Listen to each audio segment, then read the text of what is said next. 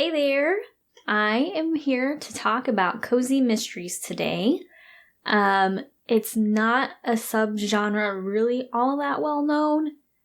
It actually is what got me into BookTube in the first place. A friend from high school, her name is Courtney, over at Courtagonist.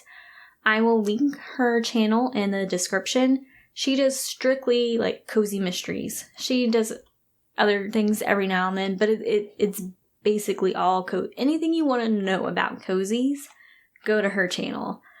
But today I'm going to talk about this subgenre and see if it's something you would be interested in picking up. I'm probably going to do a pros and cons of things that I like to see in cozies and things I don't like in cozies.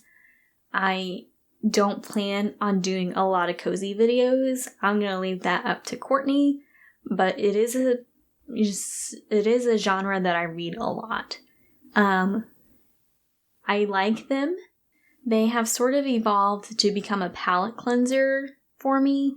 So I've been really into fantasy and sci-fi.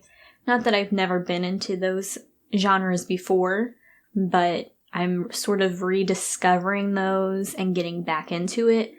And cozies are sort of my chill out, just a good time read. So we're going to talk about what they are. They are a subgenre of crime fiction. There's not a lot of sex or violence. It's very downplayed. Usually the murder takes place off screen. And there's not a lot of profanity. There is one exception. The one exception to this that I have read so far is paw enforcement. And it's very different from other cozies in that the protagonist is in the police force. Usually they're not. They usually have a contact in the police force. And there's not recipes in the back or anything. It's different from other cozies. The next thing that is super common in cozies is the setting. The setting usually takes place in a small town. Usually a very tight-knit community.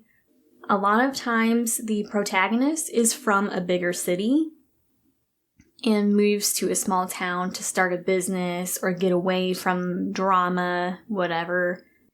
There's usually some type of catalyst, whether it be a cheating husband or fiance, which is the most common thing. There are some that don't, and I really enjoy it when they don't do that. There's usually some type of catalyst to get them to move towns, move out of the city. And they usually set up shop, one of the series that I'm going to talk about, she moves from a big city and her big perfume career job to start her own flower shop. It's a very different pace for her in her life, but it's cozy, it's nice, it's a small town. It's very relaxing. These are very relaxing reads. Usually the protagonist is female. I know there are some that I know there are some that have male protagonists, but I haven't read any of those or come across them yet. I know they exist. Usually it's a female. Usually she's older, middle-aged, or elderly, which is one of the main reasons they get to kind of solve this crime. People underestimate them and think they can talk to them and feel comfortable around them. Sort of like Miss Marple in the Agatha Christie series. That is sort of a cozy, where the cozies got started. Older lady, snooping around.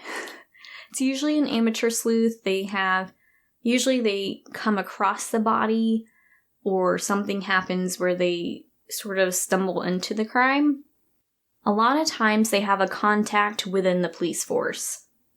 Either it's a family member, a spouse, a significant other, or ex-boyfriend, or just someone that is a friend of the family. So they can kind of talk to them and be like, hey, what's going on? So they can sort of get their foot in the door and find out what's going on. Any information that the protagonist finds out, they can usually go to their contact in the police force and be like, hey, I saw this or heard someone say blah, blah, blah at my shop. And that's the other thing. Most of the jobs that the protagonist in a series has is some sort of small shop. A lot of them are bakeries, or flower shops, antique shops, coffee shops. A lot of the food ones are going to be either a coffee shop or a bakery.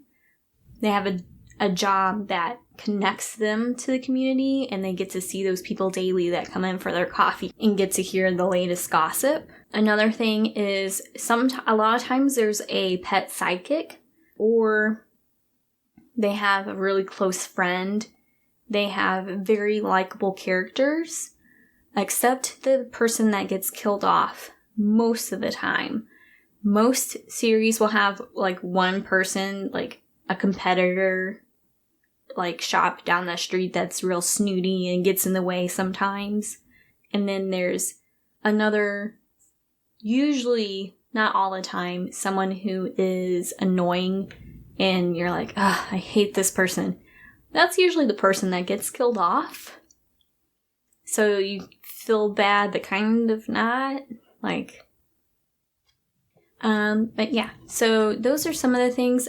Another thing I really like about cozies is the puns or alliterations. This one is a coffee house mystery. This is the second book in the series. My mom has the first book because she borrowed it. It's called Through the Grinder.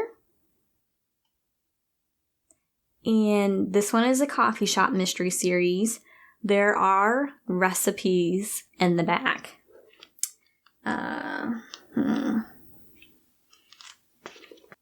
Like coffee storage tips. There's recipes for cafe mocha, a hazelnut latte recipe, different things like that.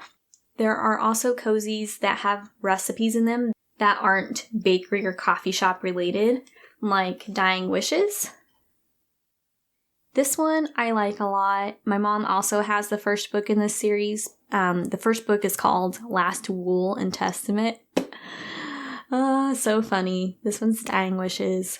I like this one a lot. I've only read the first two in the series. I want to read more of them, but I just haven't gotten there yet. The protagonist moves back to her grandma's hometown, or where her grandma lives, and because her grandma died. So that was interesting. This one has patterns in the back, and then a recipe as well that is made in the book. So not technically a big shop mystery, but it does have a recipe for the cake in the back. This one is, I think I liked this book. I don't remember, it's been a while. A Salt and Pepper? Get it? So it's a spice shop, and there's also recipes in the back. There's a recipe in here for ginger ice cream, potato and broccoli frittata, grilled citrus chicken with orange yogurt dipping sauce.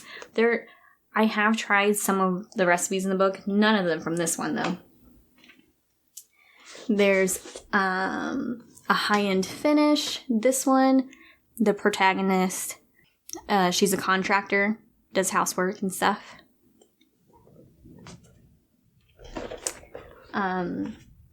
Agatha Christie, kind of the queen of cozies, with her Miss Marple series. Those are always a good place to start too, although it's a little bit of an older writing style. Now we get to my favorites. This one is by Ellie Alexander. It's called Meet Your Baker. This is the one I usually recommend to friends that want to get started in reading cozy mysteries. It's a very relaxing read. It's so good. I love it. The town this takes place in exists. It's not fictitious like some other ones. This one takes place in Ashland, Oregon, and home of the Shakespeare Festival. And it really makes me want to go. This one also has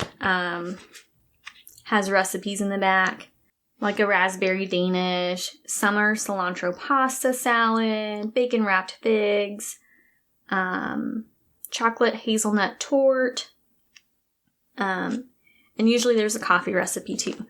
I like this one. I have made the cookies that are in the second book. I don't have the second book with me. My mom has that one as well. They're like chocolate amaretto cookies. They have everything that is a favorite of my boyfriend's. He loves coconut, he loves amaretto, and he loves what is the other thing in it? There's something else in it that he really likes. And then chocolate chips. The cookies are so good. Another one by Ellie Alexander.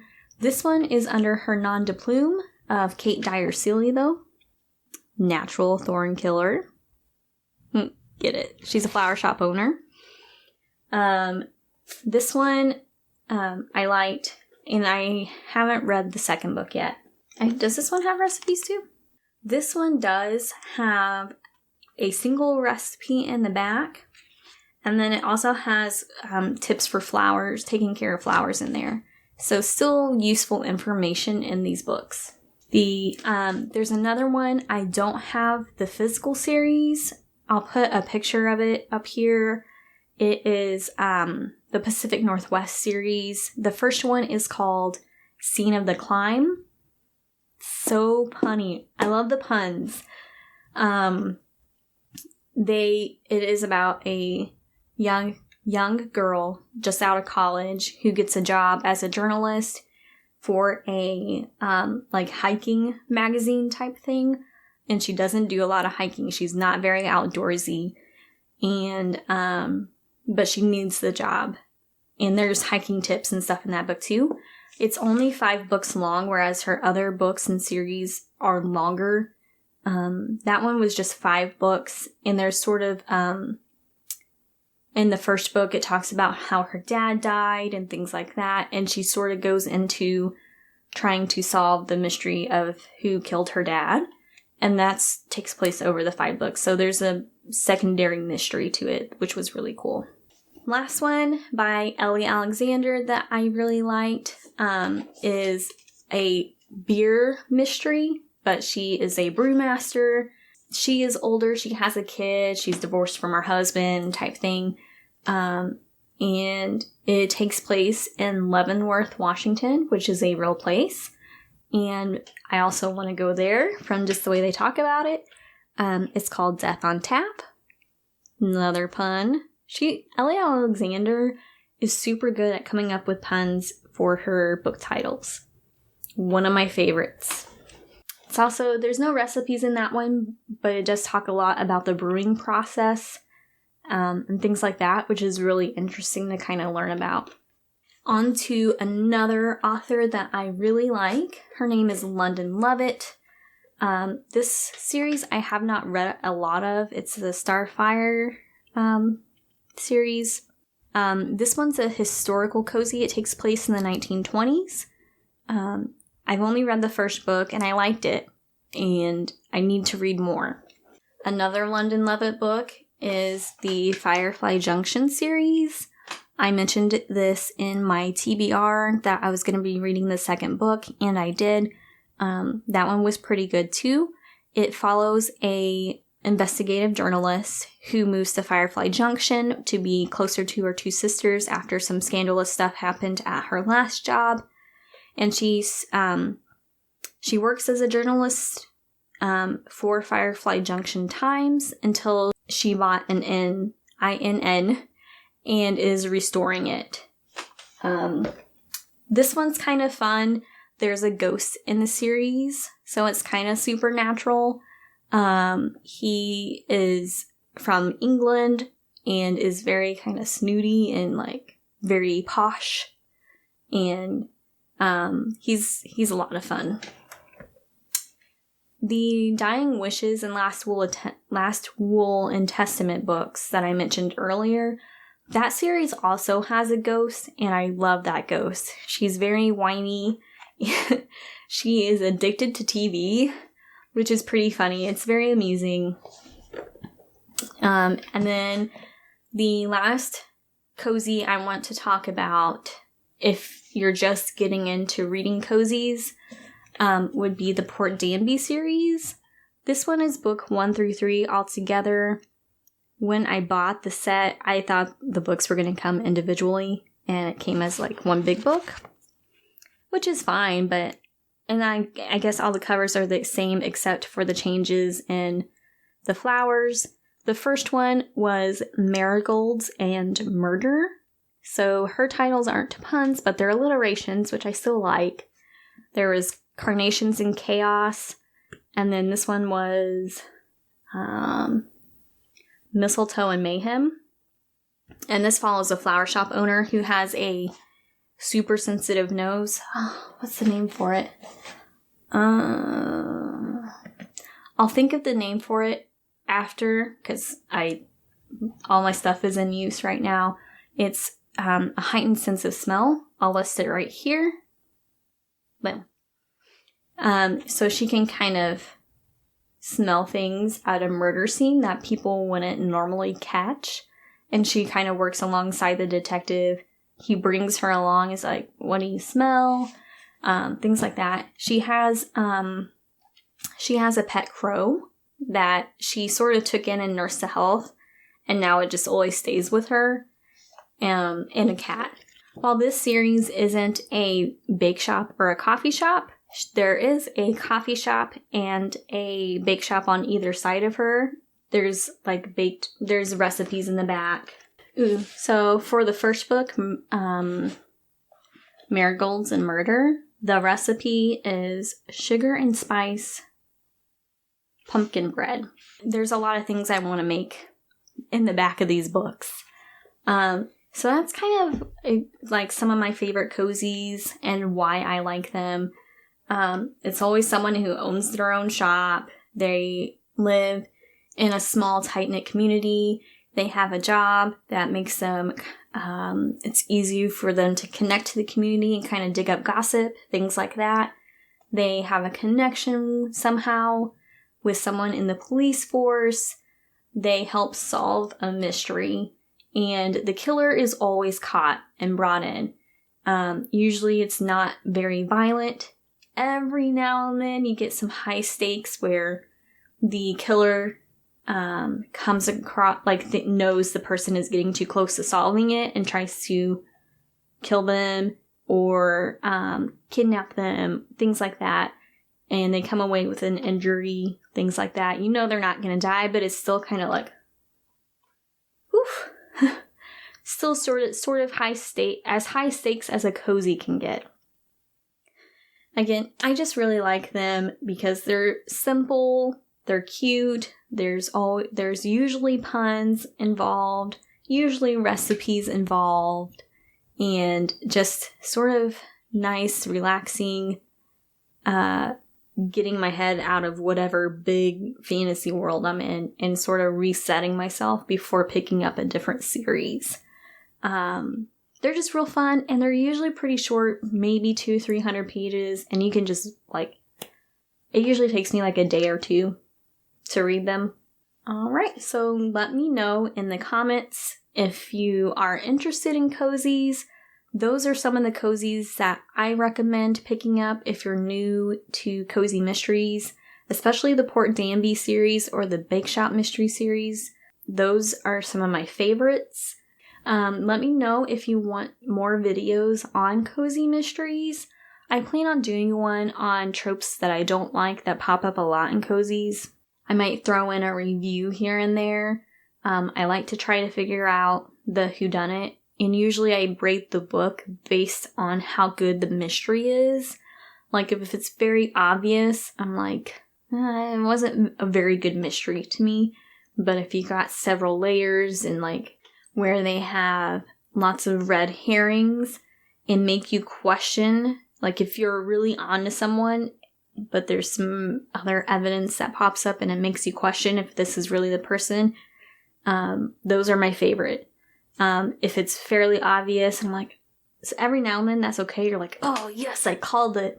But a lot of times it's nice to guess it, and a lot of times it's nice to be completely blown out of the water. Again, those are cozy mysteries. Let me know in the comments if you want more on them. Otherwise, I'll probably just reference you to my friend's channel, Courtney, over at Courtagonist. She is the cozy queen and does deeper dives into cozies. This is just kind of what cozies are, some things that are super common in them, what makes them a cozy, and some of the things I like in them, and some of the books that I like. Thank you so much for tuning in and hanging out with me. Let me know if you have any questions, and I will see you next time. Thank